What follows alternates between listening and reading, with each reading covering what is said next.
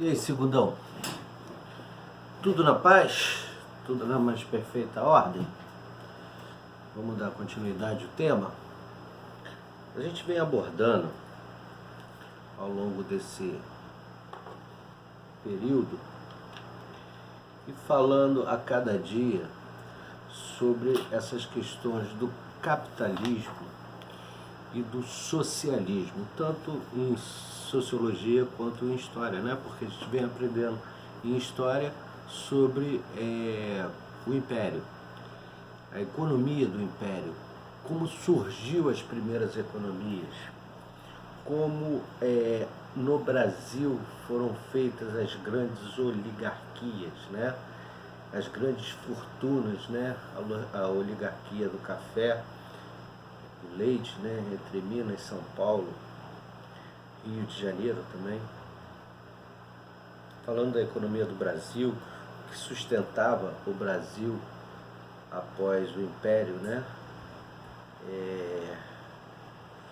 E hoje a gente vai falar, a gente está entrando numa nova fase, que semana passada nós tivemos, que foi do capitalismo, mas da Revolução Industrial, né? Da primeira Revolução Industrial, né? Aquela revolução que deu início a essa transformação do mundo, e o mundo virou um mundo extremamente capitalista devido às grandes evoluções científicas, né? Progresso técnico-científico, progresso de meio de transporte, né? Com a expansão do sistema ferroviário e do aduaneiro, que é o fluvial, com a construção de grandes navios a vapores, né? Que fez com que se movimentasse mais a economia, devido à sua produção chegar mais rápido nos lugares. A gente não pode falar também, não pode deixar de falar da questão da comunicação, né? O meio de comunicação depois do telégrafo, a invenção do telefone fez com que as pessoas se comunicassem também mais rápido. Isso facilitou demais essa revolução industrial e essa evolução do capitalismo. Eu vou dar início hoje a uma nova fase, falando uma coisa que eu realmente gosto de falar, né? Que é de economia, né? Em história. E começo falando do homem primata, capitalismo selvagem, né? Eu digo que o homem primata, né? Por uma questão da nossa descendência, né? Dessa parte da história, né? E que nós temos evoluído e transformado o mundo, né? Transformado o planeta Terra numa coisa complicada, né? Muito complicada. Que para se conquistar algumas coisas, nós tivemos evoluções, revoluções e até guerras para poder ter essa conquista do capitalismo, do mundo capitalista, dos países capitalistas, em conquistar os seus direitos, né? Então, como a gente falou do processo científico, a gente não pode deixar de falar, né? Dessa completa e complexa reorganização do sistema capitalista, né? O sistema financeiro passou a ter um papel crucial no funcionamento das indústrias, das pequenas que viraram grandes indústrias, né? Com esse financiamento do sistema capitalismo, né? A gente não pode deixar de falar que para que você industrialize um produto, você tem que ter matéria-prima. Então você também tem a parte agrária, né? A parte dos minerais, dos vegetais, que também tem que funcionar, né? Esse sistema todo que pega do capitalismo, ele pega a indústria que produz, tanto a de base como o comércio que produz, que vende o produto que foi produzido para ser consumido. Então você tem todo um sistema, uma máquina que gira em cima disso. Esse grande conglomerado de capital que se formou em grandes indústrias nos grandes países foi devido a uma coisa chamada, como vocês falam no termo corriqueiro, fechamento, né? Fecharam uma com as outras, né? Monopolizaram, monopolizaram o sistema.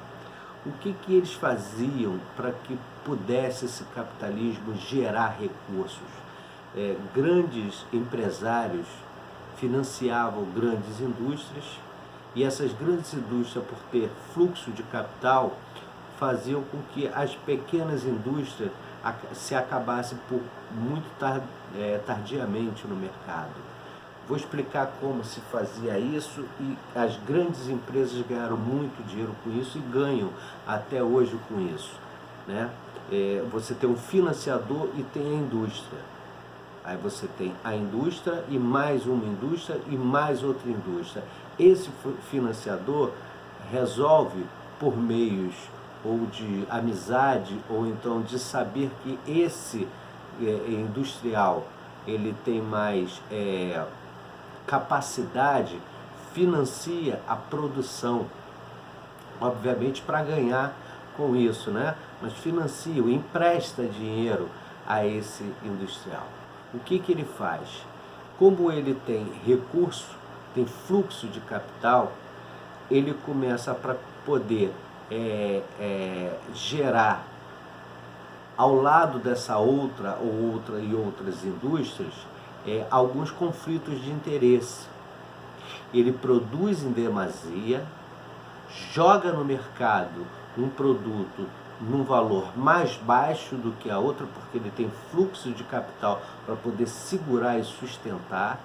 Ele faz com que as pessoas comecem a consumir aquele produto porque ele é de boa qualidade e está com preço mais baixo do que as outras, e faz com que as outras, não vendendo, tá, pelo preço que realmente deveria ser vendido, acabam esses produtos ficando estocados, e isso não gera retorno, ou seja, lucro para elas. Não gerando lucro, elas acabam vendendo o produto até mais baixo do que o produto no preço de custo. E o que acontece com isso? Essas outras indústrias menores, elas começam a sangrar no mercado, que é o termo. Sangrar é o quê? Não pagar a quem deve, às pessoas que fornecem as suas matérias-primas. Isso faz com que quem fornece a matéria-prima não forneça mais. Não fornecendo, elas acabam quebrando no mercado. Essa indústria que tinha fluxo de capital quebra uma, quebra duas, quebra três e fica suprema. Isso é um monopólio, porque ela monopolizou o mercado de uma forma que todas as outras concorrentes faliram e ela ficou no mercado. Agora ela pode pedir o preço que ela quer. Ou seja, a indústria, ela trabalha jogando no mercado alguns interesses para que ela possa futuramente lucrar muito com isso. Quando quebram as outras, as pessoas, o comércio não tem aonde comprar, não tem a concorrência, e faz com que essa que tem o poder aquisitivo, o poder de capital, fique no mercado cobrando aquilo que ela quer. Então você tem que comprar só dela, porque só ela tem no mercado. É simples essa conta, né? Então as grandes empresas, tá, elas fizeram isso por muitos e muitos anos, principalmente as empresas que que foram o começo da revolução, da primeira e da segunda revolução industrial. Alguns países lucraram muito com isso, como a Inglaterra, a Alemanha, que lucraram por demais jogando esse interesse. O próprio Estados Unidos fez isso também. Quantas e quantas foram as vezes que os Estados Unidos fez isso para gerar conflito, para poder tirar lucro desse conflito, emprestando a alguns países dinheiro para poder ter o lucro fácil e monopolizar, entrando dentro do mercado com um produto de qualidade superior, quebrando os produtos mais primários, né? Ou mais primitivos no caso, né? Isso gera um lucro fantástico, porque há um protecionismo, né, nessa economia. Muitas das vezes vocês vão ao mercado e vocês veem na primeira gôndola, logo quando vocês entram, um produto em promoção. Muitas das vezes vocês não conhecem aquele produto, ou se conhece aquele produto, ele está naquela gôndola principal ali, sendo paga pela indústria, né? Porque o destaque do produto é pago ao mercado para que possa ter aquele destaque, para que eles possam ter um outro produto lá atrás mais barato que eles estão lançando no mercado. A mesma indústria tem vários produtos em que ela quer entrar, penetrar, ganhar espaço no mercado. Ela joga um produto, suponhamos, a R$10, mas no fundo do mercado tem um produto a R$8,70.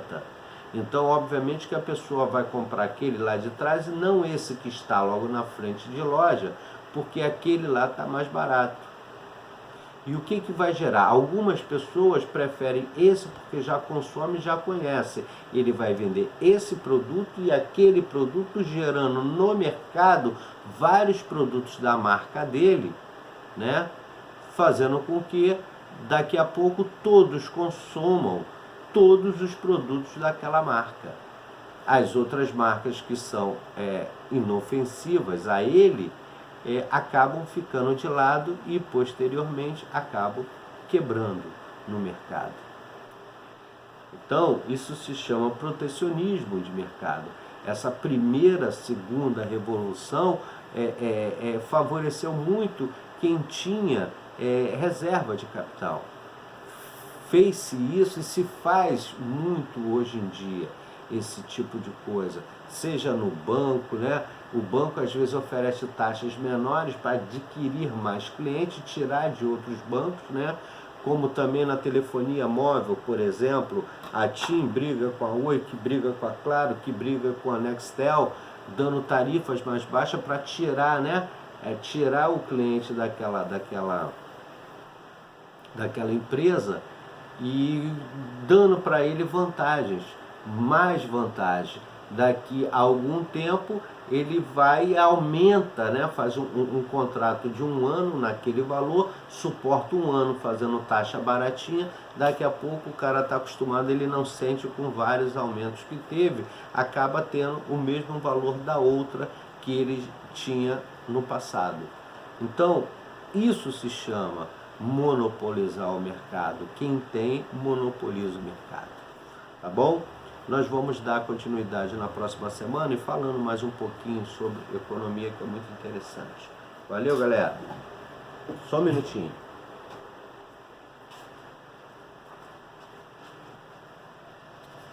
Então, eu comecei o texto com a frase dos grandes titãs do álbum Cabeça Dinossauro, né? Da década de 90, que se falava homem primata, capitalismo selvagem. E fiz todo um começo, né? Processo técnico-científico, meios de transporte, meios de comunicação, as transformações, né? As organizações, a reorganização dos setores financeiros, na agricultura, né? Nos meios de produção, o protecionismo, o aumento da produção. E vim falando da segunda revolução, né? da igualdade e depois da desigualdade quem tinha capital de giro, né? Então, galera, tá aí mais uma aula. Espero que vocês gostem, espero que vocês assistam e dão um oi lá pra mim, dá um ok se vocês gostaram. Faz isso pelo tio Serginho. Valeu? Beijo no coração de vocês.